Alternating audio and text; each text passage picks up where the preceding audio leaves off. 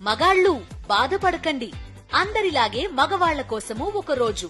పూర్తి వివరాలకు చదవండి రేపటి సాక్షి హైదరాబాద్ ఎడిషన్. వైఎస్ఆర్ కాంగ్రెస్ పార్టీ నాయకులపై అసభ్యకర పోస్టులు పెట్టి పైశాచిక ఆనందం పొందుతున్న వారిపై చర్యలు తీసుకోవాలని తిరుపతి ఈస్ట్ పోలీస్ స్టేషన్లో ఫిర్యాదు చేశారు మాజీ ఎమ్మెల్యే భూమన కరుణాకర్ రెడ్డి. అమాయక సోషల్ మీడియా యాక్టివిస్టులపై కూటమి ప్రభుత్వం అక్రమ కేసులు బనాయిస్తోందని ఆరోపించారు. ఈ విషయంలో చట్టపరమైన చర్యలు తీసుకోవాలని పోలీసులను కోరారు వైఎస్ఆర్సీపీ నేతలు. భూమన వెంట మాజీ మంత్రి రోజా, మాజీ డిప్యూటీ సీఎం నారాయణస్వామి, చెవిరెడ్డి మోహిత్ రెడ్డితో పాటు పలువురు నేతలు ఉన్నారు.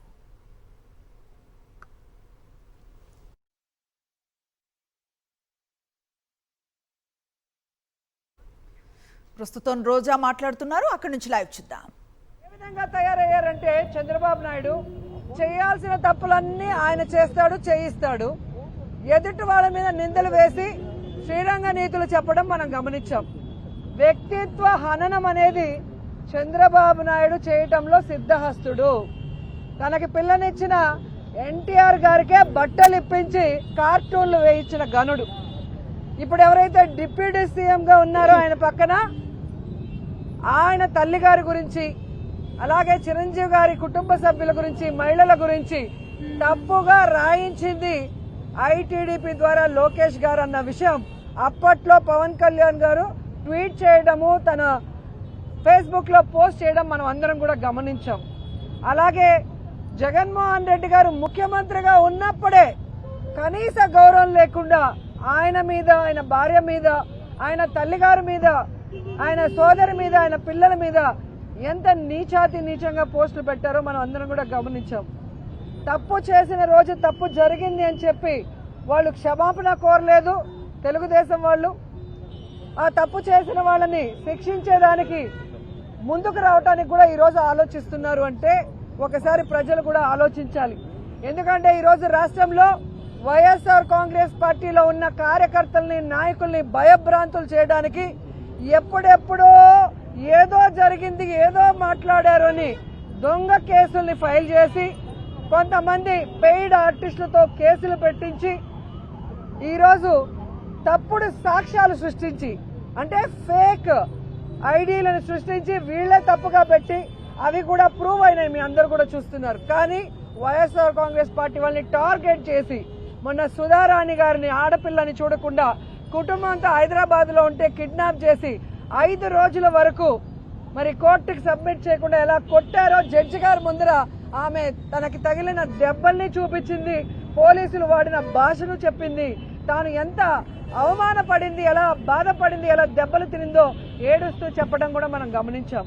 అలాగే నిన్న కడపలో సునీత అనే మరొక పార్టీ కార్యకర్తని వాళ్ళ ఇంటికి మిడ్ నైట్ లో వెళ్లి పోలీసులు ఎలా బెదిరించారో ఆ ఇంటి ముందున్న సీసీ ఫుటేజ్ లో మీకే క్లియర్ గా కనిపిస్తుంది.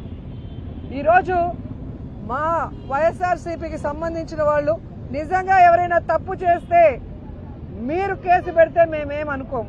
కానీ తప్పు చేయని వాళ్ళని తప్పుడు కేసులు పెట్టి ఫేక్ ఐడీలతో వాళ్ళని ఇరికించి వాళ్ళని కొట్టి ఆ ద్వారా అందరినీ భయపెట్టాలనుకుంటే మాత్రం వైఎస్ఆర్ కాంగ్రెస్ పార్టీకి పోరాటాలు కొత్త కాదు.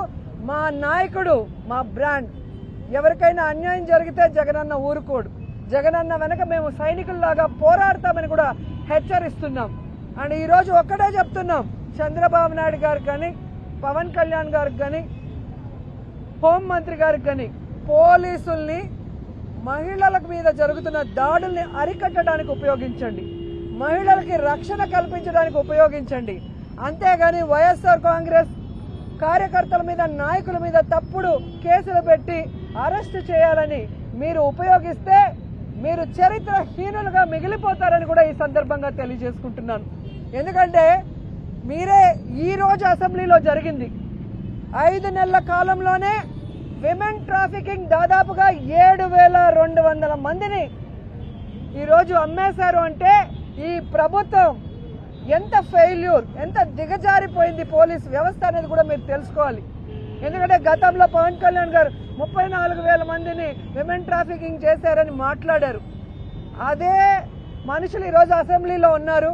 అదే క్వశ్చన్ వైఎస్ఆర్ కాంగ్రెస్ పార్టీ వాళ్ళు వేస్తే 34,000 మంది కాదు 36 మందే ఆ రోజు మిస్ అయ్యారు అన్న విషయాన్ని ఇదే హోంమంత్రి గారు చెప్పడం మీరు అసెంబ్లీ రికార్డులో చూడండి. నిన్న మొన్న మాకు 36 మందిని మిస్ అయ్యారు, మిగతా అందరినీ ఆల్మోస్ట్ ఎలా దిశ యాప్తో సేవ్ చేశాము, దిశ పోలీస్ స్టేషన్లు విమెన్ పోలీసులతో ఎలా అందరినీ కాపాడామో అందరూ కూడా రికార్డులు చూస్తే మీకే అర్థమవుతుంది.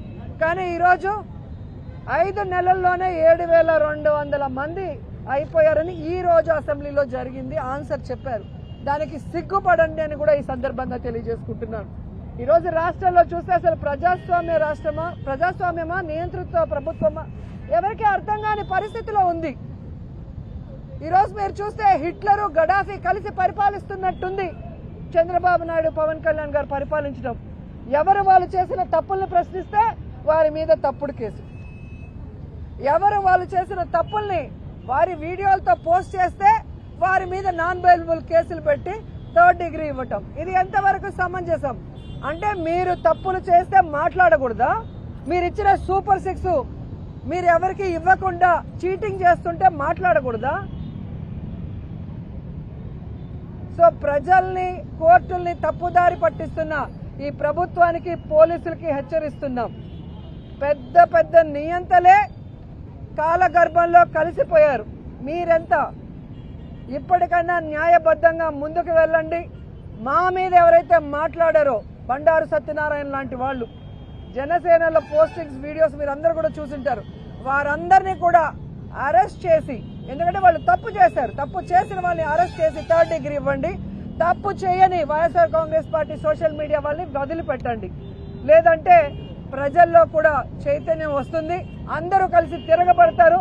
మీరు కాలగర్భంలో కలిసిపోవటం తథ్యమని కూడా ఈ సందర్భంగా తెలియజేసుకుంటున్నాం.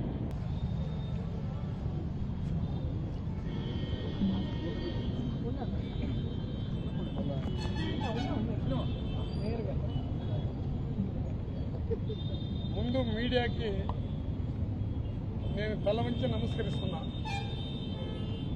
మీరు కూడా బాగా ఆలోచించండి. ఈరోజు మేమందరూ కూడా కలిసి రిప్రజెంటేషన్ తీసుకొని వచ్చి ఇచ్చినాం. జగనన్న పైన ఏ విధంగా ఈ ఫోటోలు ఒక చూడండి, ఎందుకంటే మళ్ళీ ఒక 2 నిమిషాల పైన ఎక్కువగా మాట్లాడండి. ఫోటోలు చూడండి మీరే.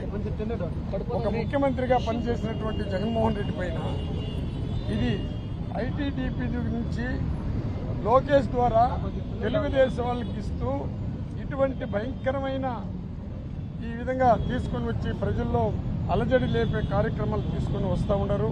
ఒక్క తూరి చూడండి మీరు ఒక్కొక్కరిని, ఎందుకంటే ఇవి ఎగ్జాంపుల్గా చూపిస్తున్నాము. ఈ మానవ జన్మ ఎత్తిన వాళ్ళు ఎవరైనా ఇటువంటి పోస్టులు పెడతారా? దీనిపైన ఏమైనా చట్టం ఉందా లేదా? దీనిపైన యాక్షన్ అనేది ఉండేదా లేదా?